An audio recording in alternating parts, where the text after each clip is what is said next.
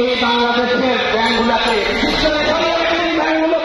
একটি নির্দিষ্ট গোষ্ঠীর হাতে তুলে দিলেন। তারই প্রেক্ষাপটে তারা আস্তে আস্তে ব্যাংক রেগুলেশন 2025 তৈরি করলেন এবং এমন ভাবে তৈরি করলেন যেখানে হাজার হাজার ব্যাংকারকে চাকরিচ্যুত করা হলো।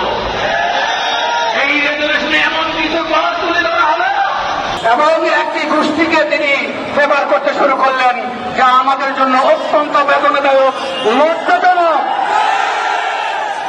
আমরা এদেশের মানুষ, এদেশের আপাম জনতা তা মেনে নিতে পারি না। এই মনসুর সাহেব কি করলেন? আস্তে আস্তে অনেকগুলো ব্যাংকের ভোট ভেঙে দিলেন। ভোট ভেঙে দিয়ে তিনি তাদের পছন্দ মতো একটি নির্দিষ্ট গোষ্ঠীর লোকজনকে বসিয়ে দিলেন। সেই লোকগুলার senior vice president Hasan sir আমাদের মাঝে এসে উপস্থিত হয়েছেন। Asiful Haque Chowdhury sir, senior vice president Asiful Haque Chowdhury sir, আমরা মুসলিম ভাই বোনদের পক্ষ থেকে স্যারদেরকে অভিনন্দন এবং শুভেচ্ছা জানাচ্ছি।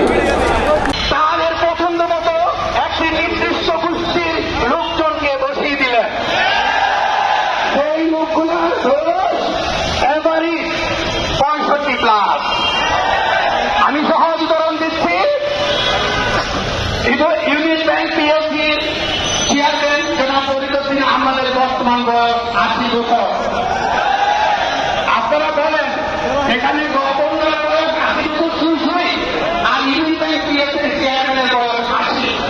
এরকম বুড়া মানুষ দিয়া হয়তো দাদা নাতির সম্পর্ক চলে, কিন্তু ব্যাংকেই চলে না।